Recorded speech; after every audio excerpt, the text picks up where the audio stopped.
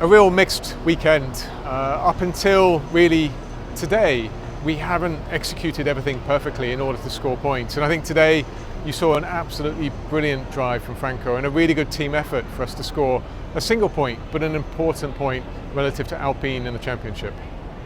In terms of Alex's race, it was hindered following that lap 1 incident where Valtteri went into the back and broke the diffuser, and the diffuser was fairly damaged. We corrected what we could with front wing adjusts. You also saw the front wing was damaged as a result of contact. We could correct the front wing and change at the stop, but the diffuser damage was so great that really Alex's race was over at that point.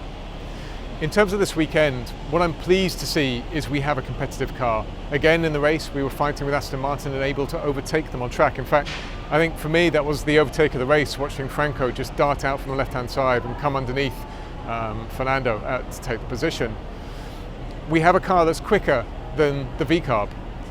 Haas are competitive though, and we have to acknowledge that they've put upgrades on the car and they're going to be a difficult entity for the remainder of the season.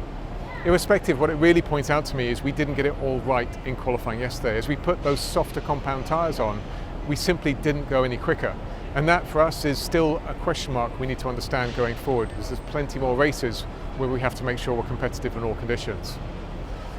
We're now still plenty of races in front of us in this championship, and there's lots of opportunity ahead. It's true that Haas have scored more points, and we have to acknowledge that the gap is wider than it was when we started this triple header. But I really like the progress that we're making, and I especially like the fact that Franco digs deep every single race and produces a fantastic performance. Alex will come back fighting. We just need a clean weekend for both drivers, and I can't wait for Mexico.